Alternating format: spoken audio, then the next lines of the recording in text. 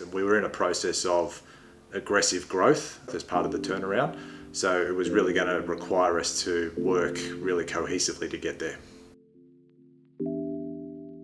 The overarching vision was about reviewing the culture of the business, but the starting point was around leadership and development. So the way that we looked at doing that was through RMP, which was critical in us coming together, aligning around different styles, different behaviours, different motivations, because we viewed it that the better we understood each other and what was driving each other, the better we would come together and achieve the desired outcomes. The success of the program has been the way that everyone's interacting, and it's almost become, at a senior leadership level at least, an inherent ways of working. It was one of those few training courses and leadership programs that actually stuck without needing that continual reinforcement.